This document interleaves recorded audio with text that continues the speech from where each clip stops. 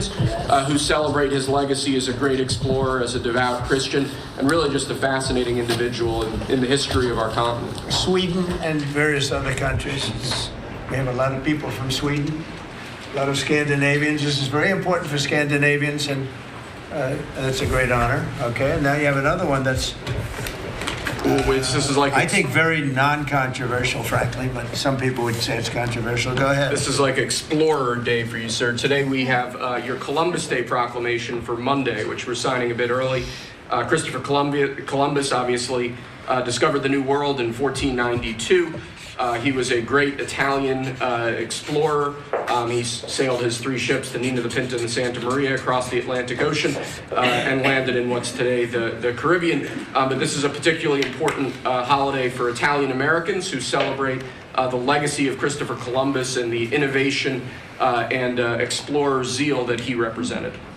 In other words, we're calling it Columbus Day. Yes.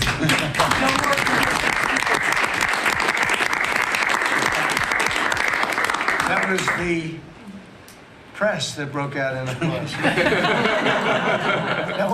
Can you believe that? I've never seen that happen before. The press actually broke out in applause. Good. Columbus Day.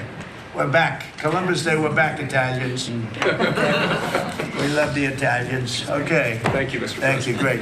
Thank you very much. Have a good one, sir. So we covered Scandinavia and Italy. Not bad. Now for the rest of the world.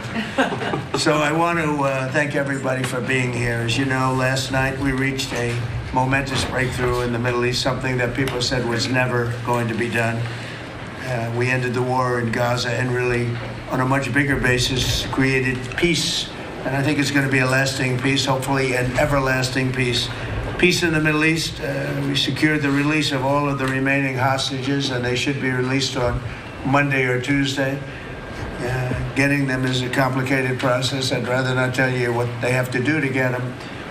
There are places you don't want to be, but we are getting the hostages back on Tuesday, Monday or Tuesday, and that'll be a day of joy. I'm going to try and make a trip over. We're going to try and get over there, and we're working on the timing, the exact timing. We're going to go to Egypt, where we'll have a signing, an additional signing. We've already had a signing representing me, but we're going to have an official signing. And the amazing thing is all of the countries over there, from Qatar to Saudi Arabia to UAE to all of them, I mean, the rich ones, the less than rich ones, they've all come together, something which is amazing, actually. They've all come together for this, and they're really probably the best relationships they've ever had. So it's been really something incredible that nobody thought it was possible to get it done.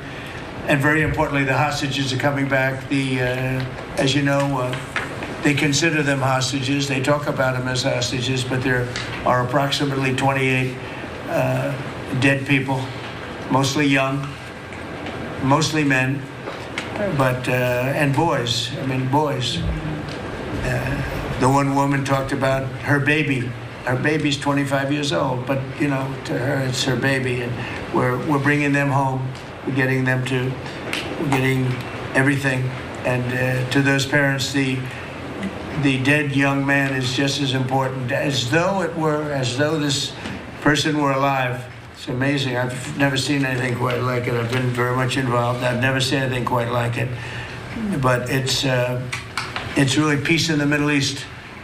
And you remember October 7th was terrible, but also from the Hamas standpoint, they probably lost 70,000 people. That's big retribution. That's big retribution. But at some point, that whole thing has to stop, and we're going to see to it. Gaza is going to be slowly redone. You have tremendous wealth in that part of the world by certain countries, and just a small part of that, what they make will do wonders for Gaza. And I think you're going to see some tremendous countries stepping up and putting up a lot of money and taking care of things. But there's tremendous spirit like I haven't seen. And even the news, I won't call it fake news for this purpose, because they really were very fair today, I must tell you, in all cases.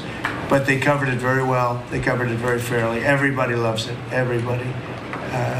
People that were never giving us a fair shake, frankly, they can't even believe it. They're so they're amazed by it. A lot of people are, but it was just everything came together. I think the attack was very important on Iran, because let's say that didn't happen, they'd probably by now have a nuclear weapon, numerous nuclear weapons, and therefore, even if we signed a deal, there'd be a big dark cloud over it, and it wouldn't be the same thing. So Iran's different, but Iran wants to work on peace now. They've informed us, and they've acknowledged that they are totally in favor of this deal. They think it's a great thing. So we appreciate that, and we'll work with Iran. As you know, we have major sanctions on Iran and lots of other things. We would like to see them be able to rebuild their country too, but they can't have a nuclear weapon. So I want to express my tremendous gratitude to the leaders of Qatar, Egypt, and Turkey for helping us reach this incredible day and for being there. They were there with us all the way. And of course, as you know, Saudi Arabia and Jordan and so many. I will tell you, President Erdogan was personally involved in dealing with Hamas and some of the others. He's been great. They've all been really amazing. Indonesia's been amazing. Indonesia's been fantastic. The whole world has come together for this. People that didn't get along, people that didn't like each other, neighboring countries that frankly didn't like each other, but now it's just this moment in time. So we look forward to welcoming the hostages, like you can't believe, home to their families, and that'll take place early next week. We hope Monday or Tuesday. And all Americans should be proud of the role that our country has played in bringing this terrible conflict to the end.